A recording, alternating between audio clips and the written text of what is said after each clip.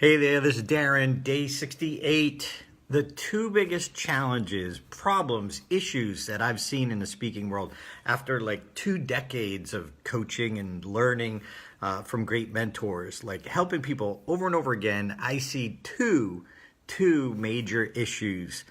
And I wish, hey, David Clark, I wish I could do something, and that's why I built my business to kind of eradicate both of them. But unfortunately, the second one, I don't know what to do. I think it's going to take some other help from a higher power on that one. So, what are the two major issues and the biggest problems in the speaking industry? I think so. Number one is honestly self-doubt. One of the reasons we as speakers are drawn to self-improvement, hey there, Don and Joe, thanks for joining me. We're drawn to self-improvement and the self-help industry because we've got challenges, because we've got issues, but we love growth. And the challenge is deep down inside, we think we're not good enough. We think we're not worthy. So we doubt ourselves. So we doubt our stories, we doubt our message, and we doubt how much we can help people. We want to learn it, and we want to tell, we want to teach, we want to present. But deep down inside, we don't feel worthy. We don't realize the value of our own experience and how to get that across. Hey there, Russ. Thanks for joining me. So again, the two major problems in the speaking world. Number one, at the beginning, is self-doubt. That is a huge problem. And sometimes we think we need to climb Mount Everest or we need some certification. I heard Russell Brunson talking about Tony Robbins, how when he first got started, when he was going through an NLP program, he wanted to just go help people. And they told him no. They said, you can't do that. You're not certified yet. But he went and did it anyway. So he never got certified. But yet all of us know Tony Robbins, and he's a household name. So we don't need any certification. We need to tap into the value of our experience and see the value of our experience and then find ways to transfer that value. See, that's the training. Great speakers aren't born, they're trained.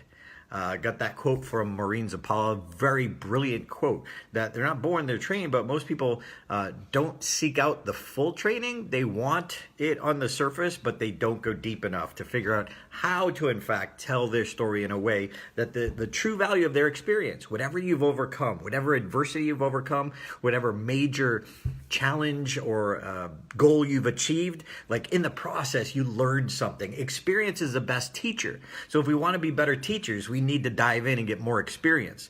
So number one, self-doubt. Number two, after you get some confidence, after people ask for help, after people want their picture taken with you, then ego. Ego. Oh my gosh. I see so many big, even highly paid speakers who are up on stage doing their thing, and they're really good, but they could be so much better, but their ego doesn't allow them to continue training, continue getting feedback, or even get them to search out the feedback because they're good enough. They know what they're doing. Well, I don't think we're ever done. I'm guilty of that once in a while myself. Hey, Dwayne. I'm guilty of that once in a while myself, too, that I need that reminder that, yeah, you might have one area of expertise, but even then, when I'm working on a new story, I get that reminder that I need to go get coaching. I had a story that I told for years. In fact, a little 60-second version was in my championship speech about why one biggest bomb where the woman covered my mouth. Well, I had been telling that story, the longer version of it, for years. And finally I said, you know what? I think there might be more to this story. And I brought it to Michael Haig to coach me, story coach. Michael Haig, brilliant. And I brought it to him, and instantly he saw things that I couldn't see after telling it for 10 years. Like, this is crazy. And it was that reminder to me that I was letting my ego get in the way.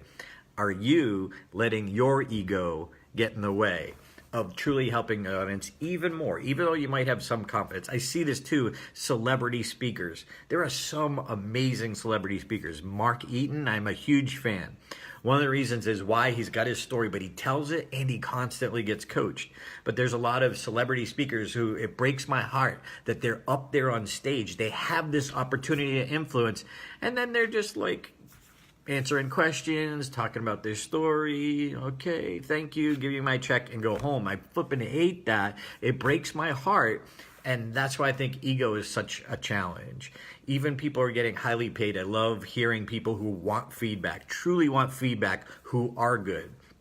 I was at a New Year's Eve party and Patricia Fripp was there, and I love that she just like goes and gives you feedback and asks you questions whether you want it or not. That's awesome. So again, the two major problems: number one, at the beginning, self-doubt, and number two, after you get some confidence, then ego gets in the way. I think those are the two biggest challenges in our world. So when you're telling your message, what are the big challenges in your world and the people that you help? Let them know. Don't be shy. Like, we can't be too vanilla, or we're never truly going to make an impact with people.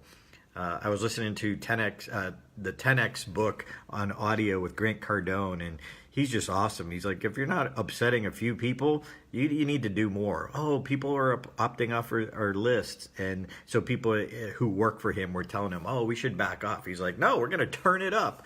And I love that attitude, because we got to believe in what we're doing. But let's be aware of that ego.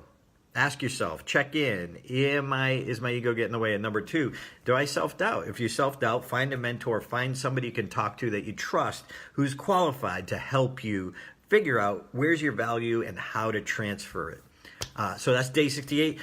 If this helped you, if you like this message, please share it. If you want to comment, I would love that and appreciate that. But most importantly, get out there, tell your story, and help people. Commit to the 90-day challenge, because truly along the way, you'll build your reputation, you'll help people, and you truly will find your voice. Thanks for joining me. See you tomorrow. Bye.